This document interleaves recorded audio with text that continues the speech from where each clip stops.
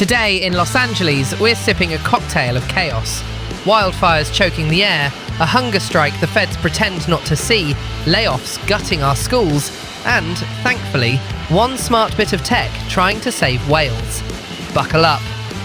I'm Vixie Steele, and this is Loud and Local, broadcasting from Los Angeles. All right, let's talk about what's broken today.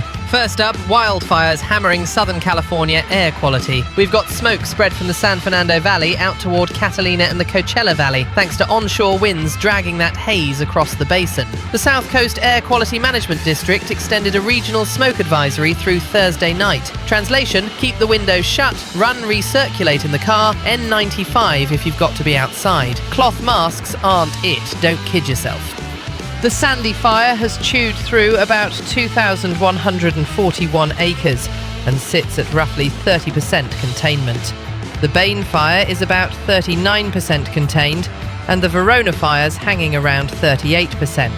Santa Rosa Island's got flames too. Crews are grinding it out, but the air is the enemy here. Sensitive groups stay indoors.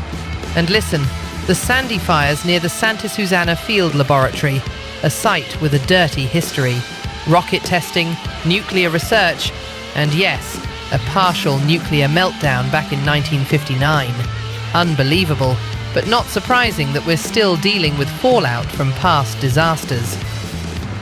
To be fair, Ventura County Fire is monitoring the air to establish a baseline in case flames get closer. Officials say the lab area hasn't been affected by the fire as of now. Good. Keep it that way, because the last thing we need is toxic crap hitching a ride on wildfire smoke. I shouldn't have to say this, but here we fucking are.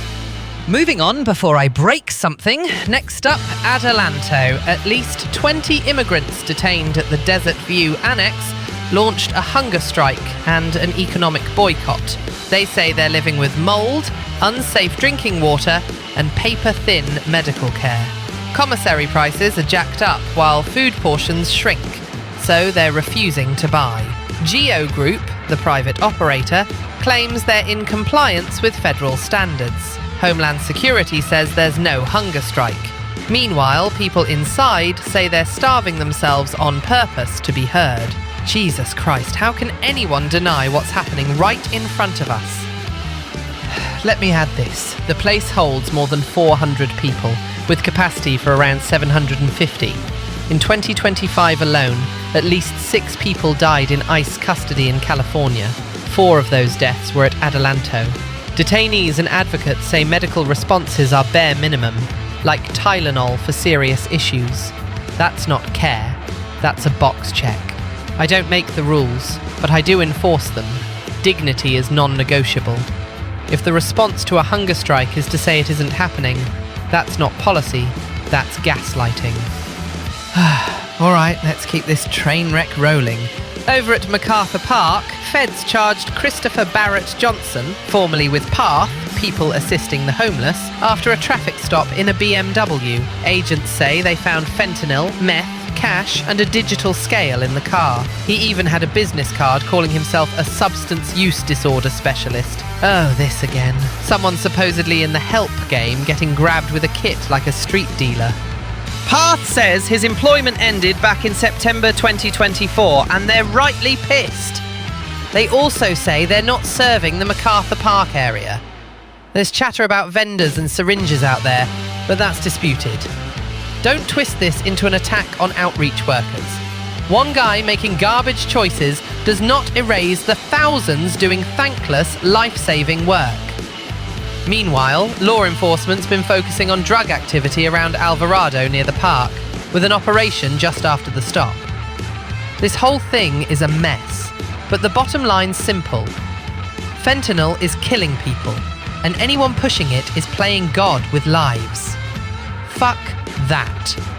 And now onto another disaster. LAUSD is prepping to lay off more than 1,000 employees as part of a so-called fiscal stability plan. $3.6 billion in cuts over 3 years because enrollment's down and the COVID relief cash ran dry. The district's talking more than 6,000 positions eliminated overall. School closures, furloughs, teachers, clerical staff, support workers, you name it.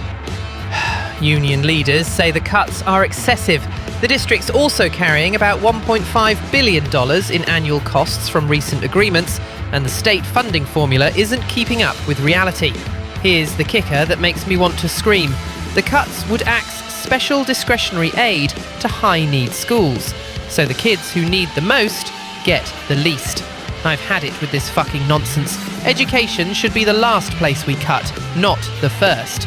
You want a city that works. Invest in the damn classroom, not in another layer of bureaucratic yes men. Time to switch it up. Finally, something that doesn't make me want to smash a keyboard. Scientists are rolling out AI to stop ship strikes on grey whales. Thermal cameras plus AI spot whales and ping nearby ships to slow down or steer clear. The Benioff Ocean Science Laboratory is leading it, testing on Angel Island and expanding across the Bay Area. Hell yeah, now we're talking. Brains over bravado. Context matters.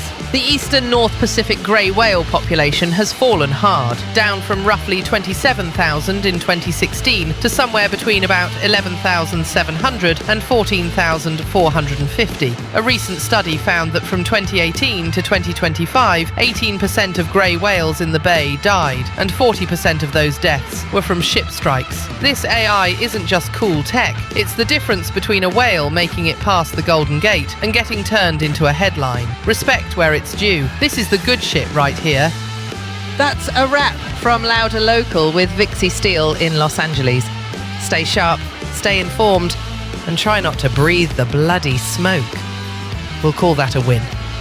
See you tomorrow.